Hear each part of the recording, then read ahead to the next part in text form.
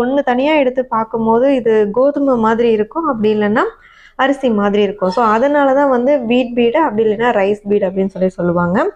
So கர்தானா அதுக்கப்புறம் வந்து அந்த 2mm பீட்ஸு இந்த மாதிரி பஞ்ச் ஆஃப் பீட்ஸ் எல்லாமே பார்த்துருப்பீங்க. அது வந்து லைனில் போட்டு ஒரே லைனில் அப்படியே போடுறது தான் பார்த்துருப்பீங்க. ஸோ இந்த இதுக்கு வந்து ஸ்டிச் பண்ணுறதுக்கு இந்த மாதிரி 3mm பீடும் அதுக்கப்புறம் ரைஸ் பீடும் மிக்ஸ் பண்ணி நம்ம வந்து இப்போ யூஸ் பண்ணி பார்க்கலாம். இது வந்து பார்க்குறதுக்கு கொஞ்சம் டிசைனாக இருக்கும்.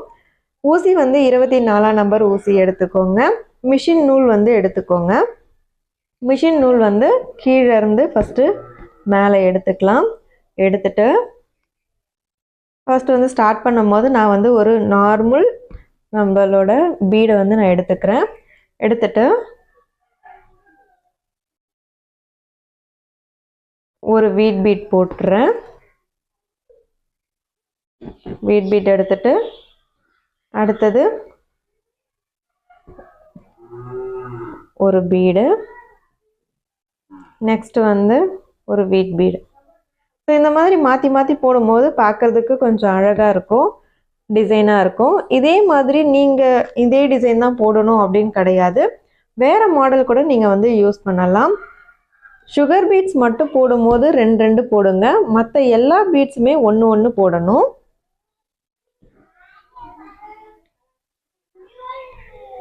இப்போ இதே மாடல் தான் நீங்களும் வந்து ப்ராக்டிஸ் பண்ணணுமா அப்படின்னா இல்லை. ஸோ இப்போ நான் வந்து 1 மணி விட்டு 1 மணி இந்த மாதிரி போட்டிருக்கேன். நீங்கள் வேறு ப்ளவுஸ் ஒர்க் போடுறீங்க அப்படின்னா வேறு ஏதாவது டிசைன் இருந்ததுன்னா அந்த டிசைன் கூட யூஸ் பண்ணிக்கலாம். இங்கே ஒரு மணி, இன்னொரு சின்ன மணி, அதுக்கப்புறம் ஒரு பெரிய மணி போட்டுட்டு அதுக்கப்புறம் இந்த வீட் பீட் கூட கொடுக்கலாம். இல்லைனா இந்த வீட் பீடே லைனாக கொடுக்கலாம், இல்லைனா இந்த வீட் பீட் வந்து கிராஸில் கொடுக்கலாம். இந்த மாதிரி நீங்கள் எப்படி வேணால் ப்ராக்டிஸ் பண்ணலாம். சும்மா ஒரு ஐடியாவுக்கு இப்படி பண்ணலாம் அப்படிங்கிற ஐடியா மட்டும்தான் நான் கொடுக்குறேன்.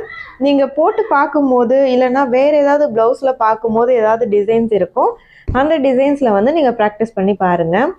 நீங்கள் எவ்வளோக்கு எவ்வளோ நிறைய டிசைன்ஸு க்ரியேட்டிவாக யோசிச்சு ப்ராக்டிஸ் பண்ணுறீங்களோ அப்போ தான் உங்களுக்கு ஆர்டர் ப்ளவுஸ்லாம் வந்து நிறைய வரும்.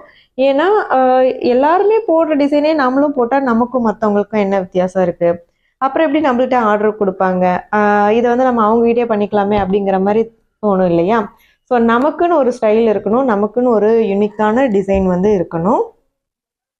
இது வந்து இந்த பீட்ஸில் மட்டும்தானா அப்படின்னா கிடையாது. நீங்கள் என்ன டிசைன் போடுறீங்கனாலும் அதில் வந்து உங்களோட க்ரியேட்டிவ் வந்து கொண்டு வாங்க. ஒர்க்கு வந்து அழகாக ஃபினிஷிங்காக நீங்கள் கொடுத்தீங்கிட்டிங்கன்னா ஆர்டர் வந்து ஆட்டோமேட்டிக்காக உங்களை தேடி வரும். ஸோ இந்த பீட் வந்து உங்களுக்கு பிடிச்சிருக்குன்னு நினைக்கிறேன், இந்த டிசைன் வந்து பிடிச்சிருக்குன்னு நினைக்கிறேன். ஸோ இந்த ஒர்க்கு வந்து நீங்கள் ப்ராக்டிஸ் பண்ணி பார்த்துட்டு எனக்கு வாட்ஸ்அப்பில் வந்து ஃபோட்டோஸ் அனுப்புங்க. இந்த வீடியோ உங்களுக்கு பிடிச்சிருந்தா லைக் பண்ணுங்கள். உங்கள் ஃப்ரெண்ட்ஸ் அண்ட் ஃபேமிலி யாராவது ஆரி ஒர்க் கற்றுக்கணும்னு விருப்பப்பட்டாங்கன்னா அவங்களுக்கு இந்த வீடியோவை ஷேர் பண்ணுங்கள். இருப்பதை வைத்து இன்பமாக வாழலாம். தேங்க்யூ.